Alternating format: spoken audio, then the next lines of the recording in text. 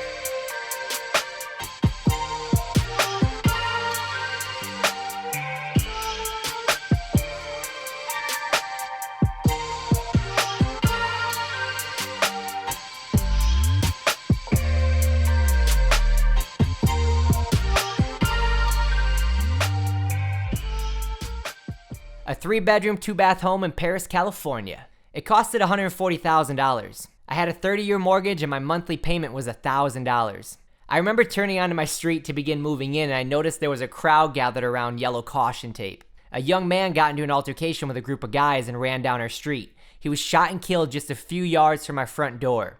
The first night I kept getting awoken by my security system going off. Thankfully it was just a false alarm, but needless to say, I wasn't in Wisconsin anymore. Now, I don't say it to scare you. My next door neighbor informed me that this was the first major crime in 30 years since he lived there. I was safe. I would go on daily runs around the neighborhood and never ran into any issues. But this was the big city and I had to keep an extra eye out. I love being a homeowner. The first thing I did was remove the huge tree in the middle of my backyard. I put in a trampoline and I built a full-size pro wrestling ring. Hit 'em high, hit 'em low, hit 'em everywhere they go. Always talking bad about you, think it's time to let 'em know. Brother. I set up one room as a fitness area, another was an office, I had a music room, and I turned my garage into a filming studio. The property didn't need much work, but I did put up a new fence in the backyard. Because I was working 2 full-time jobs, I was definitely burning the candle on both ends. I knew a change was coming when I was driving to work on my second shift, and I couldn't stay awake no matter how loud I played the music. I kept slapping myself, I just couldn't stay awake. I remember standing in the aisles at Office Max and I realized, hey, you got the house. You don't have to be here anymore. So I quit. I transferred to a Walmart that was closer to my house and I became a manager there. In July of 2012, I was fired. And that's a funny story for another video, but at that moment, I had a mortgage due, my car had broken down, I had no money, and I was just about to start applying at Target. I took a moment and I decided, no, I want to do something. I want to start my own business. It was now or never, and I shifted all my energy into creating an audio-visual business that I call Local Boy. I started working late into the night, got a few clients, and within 6 months, I had opened my first office. I hired several employees, and from there, it just took off, and I never looked back. My first office was 30 minutes from the house, and as business picked up, I knew I would need to move at some point. After getting a larger office space, I decided that I would rent out my house, move to a place closer and rent a house, and that way I'd be closer to work. I rented out my house for $1,300 a month. I had very little issues with it. I realized at that point that it wasn't my dream house, and I didn't have plans to move back there, so I had to decide between keeping it as a rental or selling the property. It was now 2016, and the housing market was very healthy. My house was worth over $200,000. At the time, I was weighing lots of options. I was looking at buying a large property for a venue. I was looking into buying basically a bigger place where I could have both my house and my business at. I talked to my real estate agent, and basically the only way I had a chance of pulling this off was by selling my previous house. So I had my real estate agent list it. I had a list of repairs to do, and I had a potential buyer at $240,000. 3 days before closing escrow, some kid broke into the house. He punched 3 holes in the wall, he spent the night there, and this kid left his phone behind. Once I got there, it didn't take me too long to put everything together, and I busted the kid. I called his parents, I found out a lot about him, and basically, they didn't want anything to do with him. But his parents agreed to pay me $50. I went to Home Depot, I bought the supplies, and I fixed the drywall myself, and I didn't press charges against him.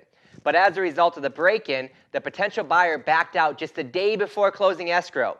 The only reason they backed out is because they now felt unsafe with the home due to the break-in. I was pretty disappointed, but at this point I had done a ton of improvements to the property, so I told my listing agent to list it for hire. And on April 24th of 2017, I sold the house for $260,000. After closing costs and everything was said and done, I walked away with a little less than $100,000. So what did I learn from my first house? Number 1, pick a property that is close to where you want to be.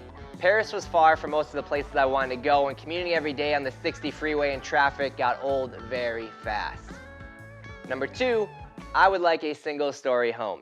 No more stairs. I didn't like having a 2-story home, running up and down, having rooms that I never went into. That brings me to my next point, number 3. I didn't need a huge home. Sometimes I would go a month without stepping into a room, and having all the extra space was just not needed. Number 4, not much of the monthly payment goes towards paying off the actual home. I bought the house for $140,000. I thought when I paid $1,000, my amount owed would go down by $1,000 every month.